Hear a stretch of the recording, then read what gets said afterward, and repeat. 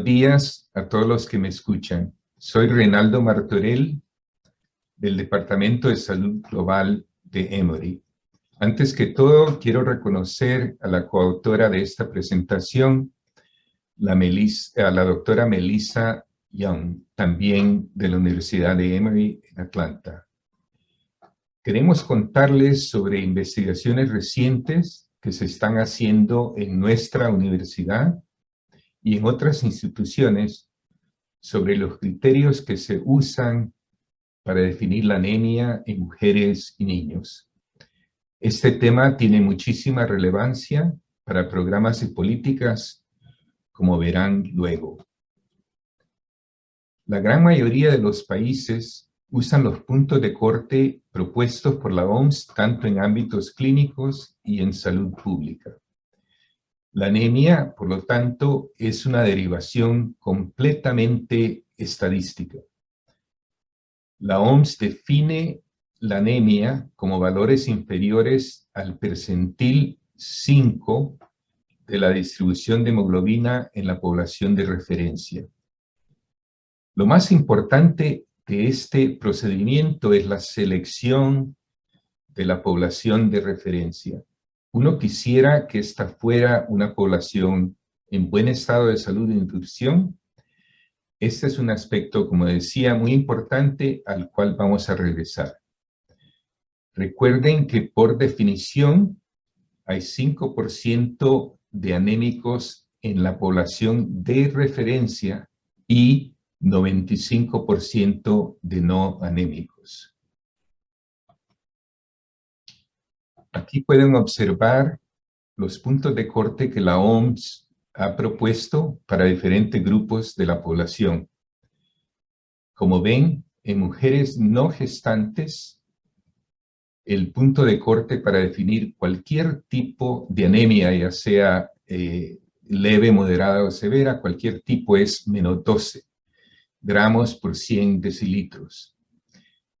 Para hacer la presentación más corta, en casos subsiguientes voy a solo decir, por ejemplo, menos 12 gramos, sin decir menos 12 gramos por 100 decilitros. Bueno, regresemos.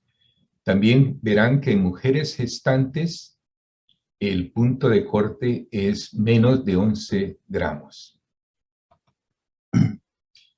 Hace 8 años, Stevens y colaboradores publicaron un artículo que ha sido muy citado. Publicaron cifras muy alarmantes sobre la prevalencia de anemia en el mundo, más de 40% en niños menores de 5 años y entre 30 y 40% en mujeres de edad reproductiva y gestantes. Otro hecho, igual de alarmante que estos autores destacaron, es que las prevalencias de anemia se mantuvieron altas, con tan solo una leve mejoría entre 1995 y el 2011, un periodo de 16 años. Las barras en verde sumarizan los datos del 95 y las barras en rojo las del 2011. Y pueden observar que hay que los cambios son muy pequeños. Los autores también estiman que alrededor del 50% de la anemia se debe a deficiencia de hierro, pero también señalan que esto varía por región. La anemia tiene muchas causas además de la deficiencia de hierro.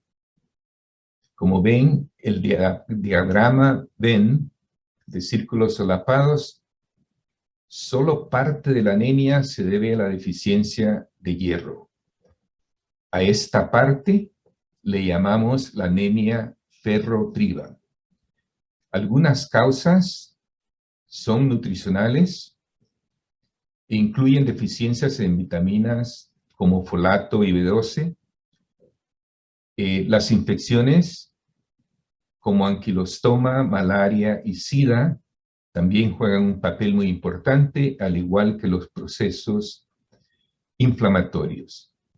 Por último, hay factores genéticos, tales como las malformaciones en hemoglobina que se ven en anemia falciforme y talasemia. La anemia es un problema muy importante de salud pública en el mundo. 20% de la mortalidad materna es atribuible a la anemia.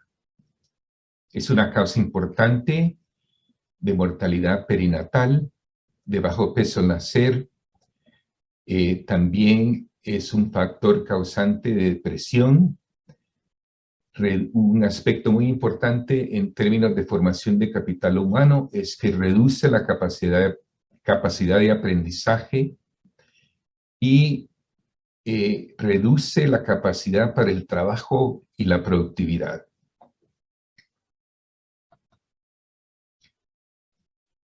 Se ha estimado que la anemia, siendo muchas sus consecuencias, es responsable de una enorme carga de discapacidad. Aquí pueden ver que las poblaciones con mayor carga de años vividos con discapacidad viven en el África subsahariana y en el sureste de Asia. Muchísimos gobiernos, por lo tanto, ven a la anemia como uno de los problemas más importantes de salud pública. Regresemos a la definición de anemia de la OMS y el tema de la población de referencia. Debo decirles que muchos han criticado la validez de los puntos de corte de la OMS y últimamente se han hecho bastantes trabajos sobre esto. Esta crítica no es tanto por basarse en conceptos estadísticos como el percentil 5, sino por el propio origen de la población de referencia. Debemos de preguntarnos de dónde viene esta población. En los últimos años, investigadores de diferentes partes del mundo han señalado las deficiencias de esta población de referencia de la OMS que yo les hablaba. ¿De dónde surgió? Bueno, los puntos de corte fueron estimados por un comité de expertos que se reunió en 1968. Después, a lo largo de los años, se hicieron algunas modificaciones, pero básicamente son los mismos de 1968. La población de referencia surgió de una combinación de estudios europeos y canadienses, más tarde validados con datos de encuestas transversales de los Estados Unidos. Hay dos problemas con esta población de referencia de gran importancia. Primero, no tiene representatividad mundial. Segundo, los tamaños de muestra son muy pequeños. Se necesitan más casos para poder estimar el percentil 5 con confiabilidad. La propia OMS ha iniciado un proceso de estudio de los puntos de corte y ha financiado análisis de datos y revisiones sistemáticas de la literatura que informen a este proceso. En el 2019 se publicó, por ejemplo, un número especial de la revista New York Academy of Sciences con varias revisiones sistemáticas, algunas de nuestro departamento. La OMS ha tomado pasos para formalizar los mecanismos que eventualmente van a recomendar al mundo modificaciones en los puntos de corte. En esta charla les presentaré los resultados de esfuerzos que se están haciendo en Atlanta, en nuestra universidad y en el CDC, al igual que en otros lugares del mundo, para explorar si hay posibles opciones de cómo proceder. Quiero decirles que colaboramos mucho con el CDC. De paso, esto quiere decir el Centro de Control de Enfermedades de los Estados Unidos. Colaboramos mucho con ellos porque están en nuestro campus universitario. El doctor Yao Do, con nombramiento tanto en nuestro departamento como en el CDC, juntos con otros colegas, ha propuesto un método muy ingenioso para identificar poblaciones que se podrían considerar sanas. Este trabajo se acaba de publicar.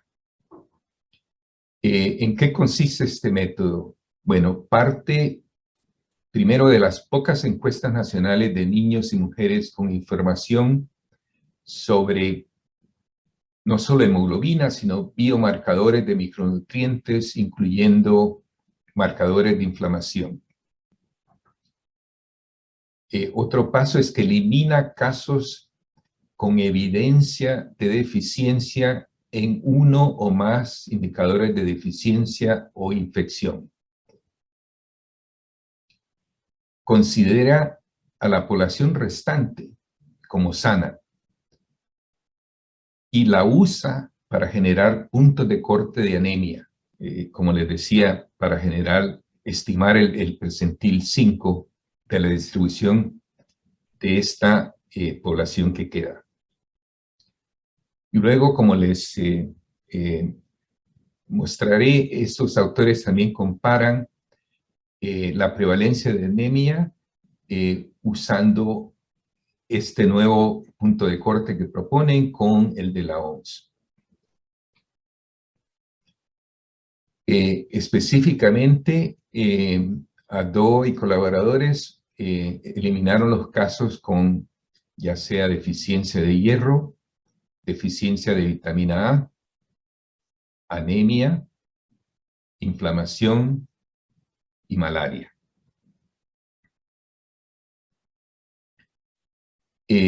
Encontraron 22 encuestas de varios países del mundo que tuvieran datos sobre niños de 6 a 59 meses.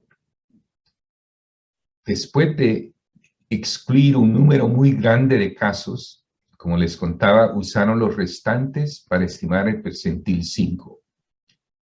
Los cuadritos en negro, que van de menor a mayor, marcan al percentil 5 y las líneas horizontales son el intervalo de confianza del 95% de los hallazgos en cada país.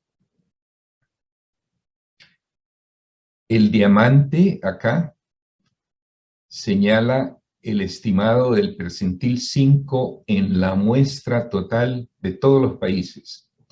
Y este estimado global tiene el valor de 9.7 gramos. Podemos destacar dos observaciones claves. Primero, con la excepción de los Estados Unidos, que es este último país, todos los demás países tienen un percentil que es menor que el recomendado por la OMS en este grupo. Este es de 11. Y pueden ver que todos los países están a la izquierda. Bueno, ¿qué otra observación? Segundo, pueden ver una enorme variabilidad en los hallazgos por país. Van desde van desde 8 gramos, más o menos, en Pakistán, hasta arriba de 11 en los Estados Unidos. Estos son los resultados de los análisis en mujeres sin deficiencias en micronutrientes y sin infección, es decir, en la muestra que queda para análisis. El percentil 5 en la muestra total es 10.8 gramos. Y este es obviamente inferior al punto de corte de la OMS, que es de 12 gramos.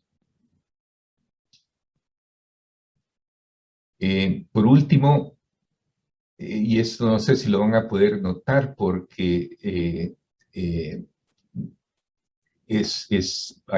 no se puede ver muy fácilmente, pero los países de las Américas, en esos países el percentil 5 no está muy distante de los de la OMS. Por ejemplo, Ecuador tiene un percentil 5 de 11.8, Colombia de 11.9. Lo que quiero decir es que son los países africanos y asiáticos los que están muy por debajo del valor de la OMS. ¿Qué implicaciones tiene que el punto de corte en el total de países sea menor que el de la OMS? Bueno, en resumen, un punto de corte menor va a identificar un porcentaje menor de anemia. Aquí les mostramos lo que encontraron Ado y sus colaboradores en 5 encuestas de las Américas usando 2 puntos de corte. En azul, el punto de corte de la OMS de menos 12, y en rojo, el punto de corte que los autores encontraron en el total de países, 10.8. ¿Qué observamos?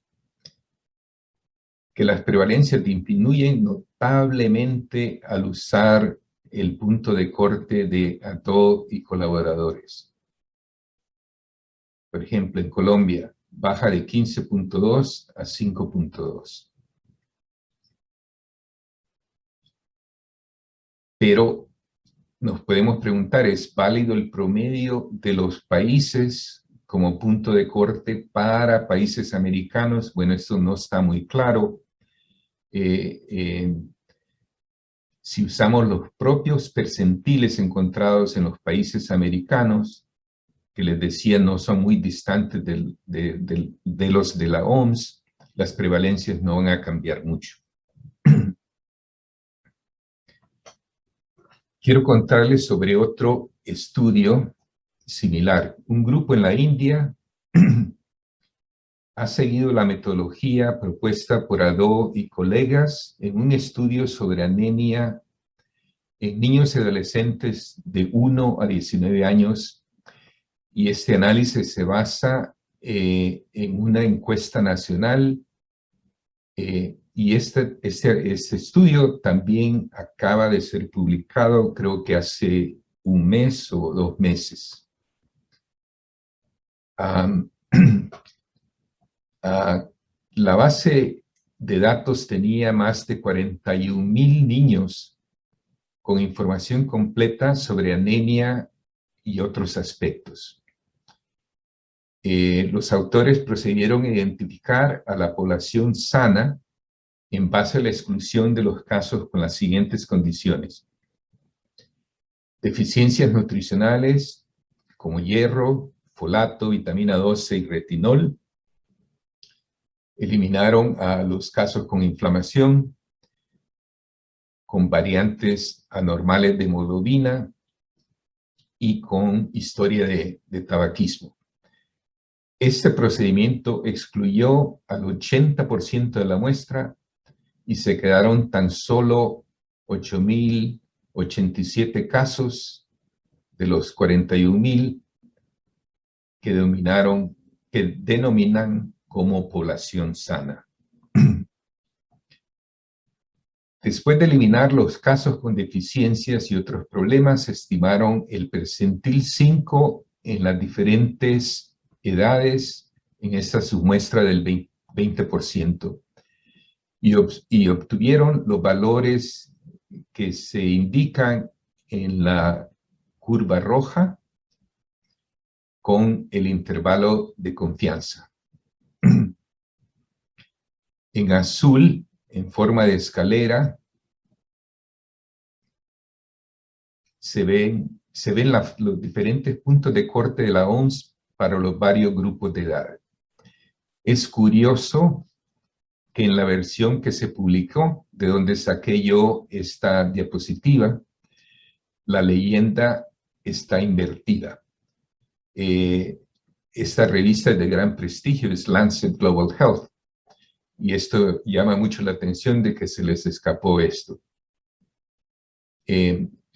Bueno, un último comentario sobre esta diapositiva, un hallazgo muy claro del estudio de sus autores es que, igual que en el caso del estudio de ADO, los valores del percentil 5 encontrados en la India están muy por debajo del percentil del punto de corte recomendado por la OMS.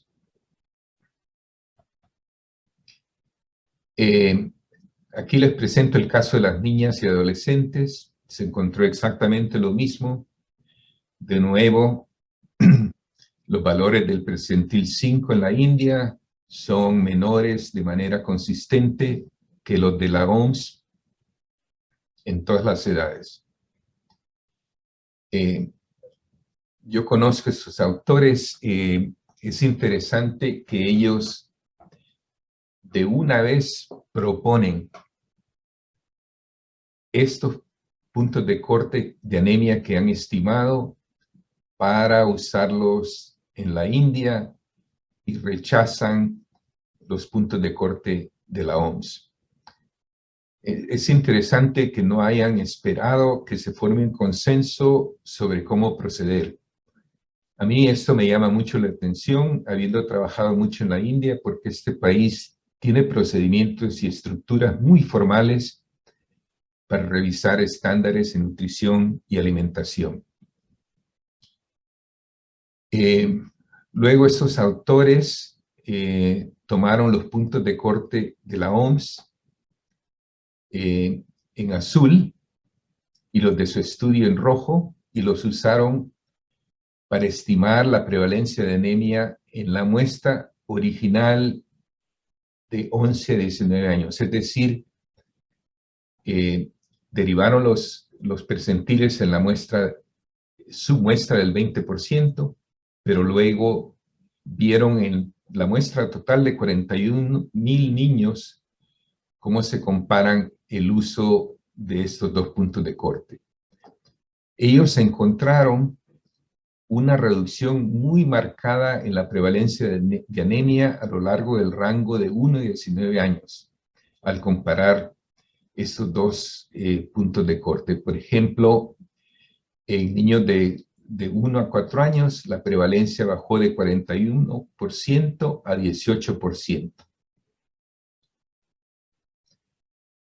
El cambio, repito, es muy marcado y esta publicación está generando mucha discusión en la India. Hay muchas preguntas de parte de muchos, particularmente de aquellos involucrados en políticas y programas, sobre los criterios a usarse en este país. Y cabe decir que este país es tiene las prevalencias más altas de anemia en el mundo, más o menos.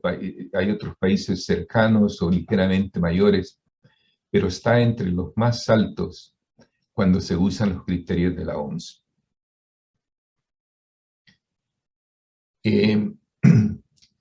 Debemos de preguntarnos si estos métodos de exclusión de casos con deficiencias en micronutrientes y sin inflamación, si verdaderamente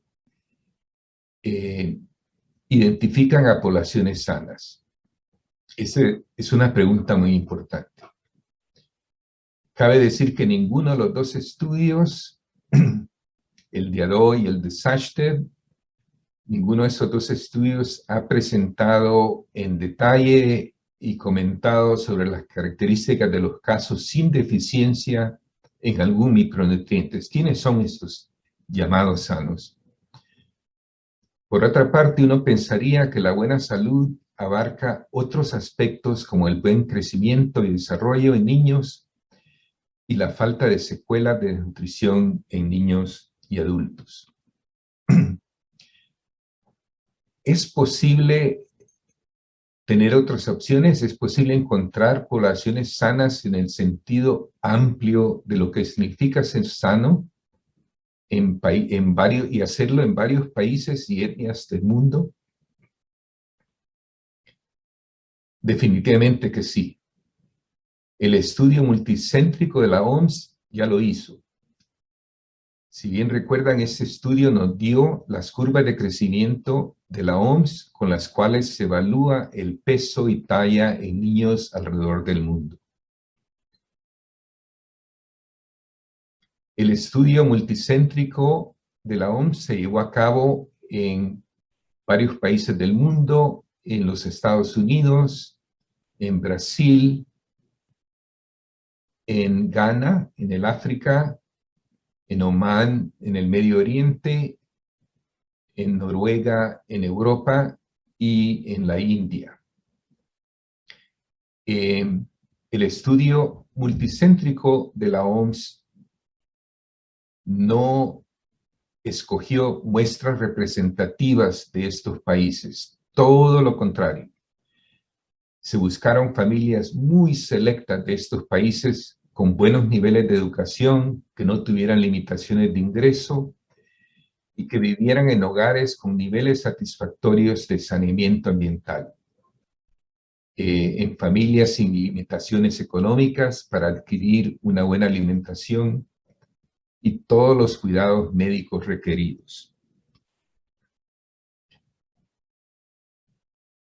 Este enfoque se le llama un enfoque prescriptivo, es decir, se parte de definir condiciones óptimas para ver el crecimiento óptimo que se obtiene que se deriva de este concepto. Nutrición óptima es uno de los componentes. Los niños del estudio de la OMS fueron amamantados al pecho, siguieron las pautas de la OMS para tener una buena alimentación complementaria, crecieron en un entorno óptimo con ausencia de contaminación microbiológica, con ausencia de consumo de tabaco y un entorno con una buena atención de salud, inmunizaciones al día, atención pediátrica normalizada. Aquí ven el promedio de talla de 0 a 24 meses en los 6 países. Yo creo que van a tener mucha dificultad viendo las diferencias entre estas líneas. Eso nos indica que hubieron muy pocas diferencias en el crecimiento óptimo de estas muestras de diferentes partes del mundo. Esto justificó con criterios estadísticos que solo se diseñara un estándar universal de crecimiento para todo el mundo.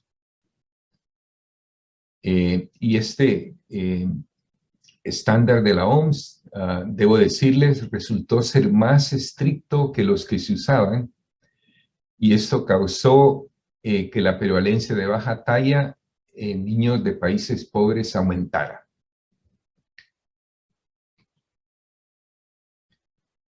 Hay un estudio muy interesante, el estudio Intergrowth, y este estudio nos ha dado las curvas de crecimiento fetal. Se incluyeron varios países de alrededor del mundo, los Estados Unidos, en las Américas, de nuevo, los Estados Unidos y Brasil, en Europa en esta ocasión, Italia y Gran Bretaña, en Medio Oriente, Omán, en África, Kenia, y en el Asia, no solo la India, sino también China. Y lo importante de este estudio es que usó el mismo enfoque prescriptivo del estudio previo de la OMS sobre el crecimiento postnatal. Claro, además, se incluyeron criterios adicionales para solo incluir embarazos libres de patología. Este es un estudio muy riguroso que empleó mediciones de ultrasonido en diferentes etapas de la gestación para generar los estándares de crecimiento fetal. Se han publicado muchos estándares de este estudio sobre el crecimiento fetal. Este es uno de los principales. Algo sumamente importante es que, al igual que el estudio previo de crecimiento postnatal de la OMS, el estudio Intergrowth encontró que el crecimiento fetal medido por el ultrasonido fue similar en los diferentes países del mundo.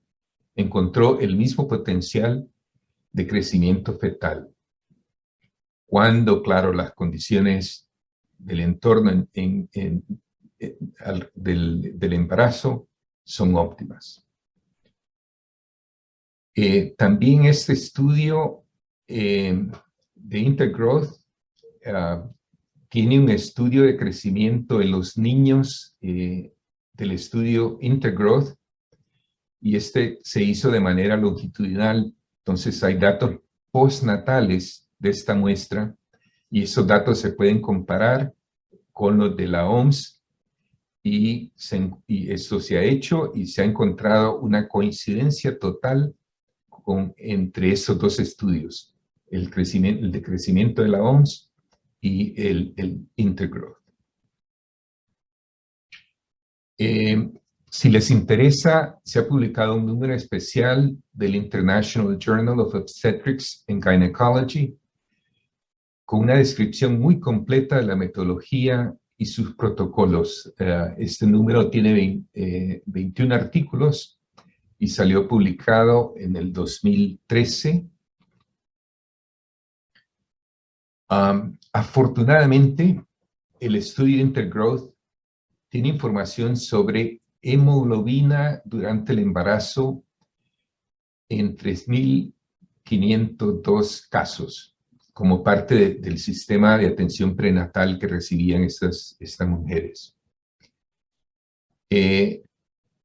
Hicimos una colaboración entre investigadores de Intergrowth, funcionarios de la OMS y nosotros en Emory para analizar estos datos. En diciembre del año pasado publicamos el primer artículo basado en estos análisis. Hay dos gráficas en esta lámina. La de la izquierda presenta de arriba para abajo curvas de los percentiles 97, 95, 90, 50, 10, 5 y 3. Y pueden ver cómo estos percentiles cambian durante el embarazo. Pero, bueno, la línea, como les decía, la línea inferior azul marca el percentil 5, y aunque cambia durante el embarazo, sus valores giran alrededor de 10 gramos.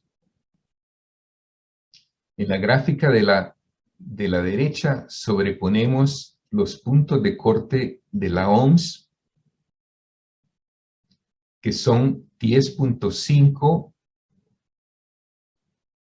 en menores de 28 semanas y 11 gramos después de este punto. Es sumamente obvio que los puntos de corte de Intergrowth, que estarían acá, son inferiores a los puntos de corte de la OMS. Algo adicional es que el estudio Intergrowth no tiene información sobre valores de hemoglobina en madres no embarazadas, pero sí es interesante que el percentil 5 a las 14 semanas, alrededor de acá, es ligeramente mayor que 10 gramos por día. En general, a las 14 semanas se puede considerar que estos valores son similares a los de antes de la concepción. En este grupo, si bien recuerdan, el punto de corte de la OMS es de 12 gramos. Recordemos también que el encontrado por ADO en madres no embarazadas es de 9.8, no muy diferente a lo que encuentra el estudio Intergrowth. Un punto importante es que, a diferencia del estudio de ADO y colegas, parecen haber muy pocas diferencias en los valores de hemoglobina entre países. Tan solo 12.8% de la varianza total en los valores de hemoglobina se debe a diferencias entre países. Aquí ven el resultado de análisis de sensibilidad, donde examinamos cómo se comparan las curvas antes y después de excluir a cada país. En todos los casos no se ven diferencias importantes. De nuevo, esto indica que hay poca diferencia entre los países en los valores de hemoglobina cuando se identifica, y eso es muy importante, una población sana por medio de un enfoque prescriptivo. Por último, investigamos las prevalencias de anemia obtenidas cuando usamos el punto de corte de la OMS de 11 gramos, indicado por las barras, no sé si llamarles de color rojizo, en comparación con el punto de corte sugerido por el estudio Intergrowth de 10.1. Para esta comparación usamos datos de 3 encuestas de Latinoamérica en gestantes: Colombia, Ecuador y Guatemala.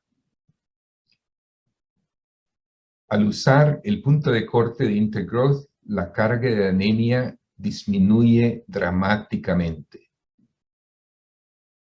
Esto lo pueden observar en esta diapositiva.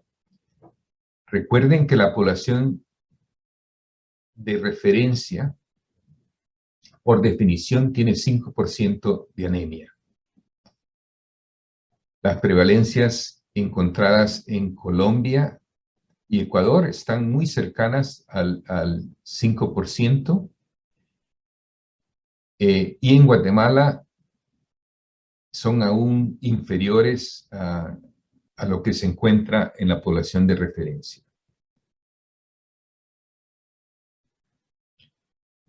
¿Cuáles son los siguientes pasos de la colaboración con Intergrowth? Porque seguimos colaborando. Vamos a examinar cómo se comportan diferentes puntos de corte de hemoglobina con desenlaces en madres y neonatos, y queremos investigar hasta qué punto hay diferencias entre países en estas relaciones entre hemoglobina y aspectos funcionales. En neonatos vamos a examinar pretérmino, si el niño es pequeño para edad gestacional o grande para edad gestacional, bajo peso al nacer. En madres vamos a enfocarnos en hipertensión gestacional, parto prematuro y preeclampsia. Y usaremos una base de datos de gestantes de otro estudio que es parte de esta colaboración, de este estudio Intergrowth. Este estudio se llama InterBio 21st Century. Este estudio, a diferencia del estudio Intergrowth que yo les conté, tiene un rango muy amplio de perfiles de riesgo, ya que incluye personas viviendo en pobreza y en clase media. Y hay datos de Brasil, Kenia, Gran Bretaña, Pakistán y Sudáfrica que estamos analizando. Por favor, tomen en cuenta que estos análisis que les voy a presentar acá son muy preliminares. En este análisis presentamos los cocientes relativos de tener un niño con bajo peso al nacer para diferentes puntos de corte en relación a 11 gramos, el punto de corte de la OMS para embarazadas. Para este análisis se le asigna el riesgo de 1 al punto de corte de la OMS, señalado por la flecha acá.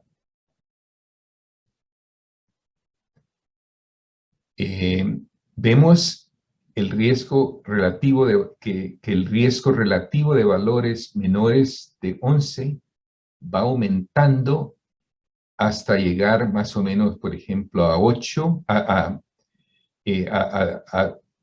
al riesgo al doble, alrededor de 8 gramos de hemoglobina. También vemos que el punto de corte de intergrowth tiene un riesgo relativo de 1, y tiene muy cercano a 1, quiere decir que no hay diferencia en esta franja en el riesgo de tener bajo peso al nacer. Por otro lado, los valores altos también tienen consecuencias negativas para el peso al nacer. Habrá que considerar puntos de corte del riesgo de valores altos de hemoglobina. Y pueden ver esta relación. Falta ver si estas relaciones difieren por país. Lo que nosotros y otros vamos a encontrar, sin duda, es que el riesgo va a variar según el desenlace que se analiza. Opinamos que va a ser muy importante examinar estas relaciones con aspectos funcionales como una forma de validar los puntos de corte escogidos.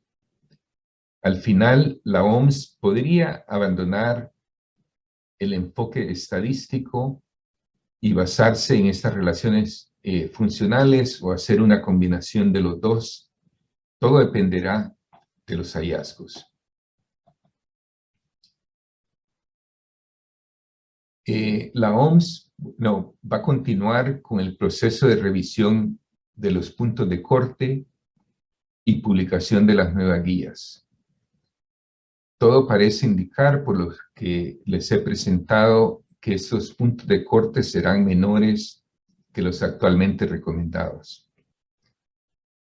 Ahora, este proceso de la OMS se lleva a cabo de forma muy rigurosa y sistemática, y hay mucho diálogo entre muchos actores, y eso hace que el proceso sea muy lento. Entonces es muy difícil predecir una fecha probable de cuándo se van a tener estos nuevos puntos de corte.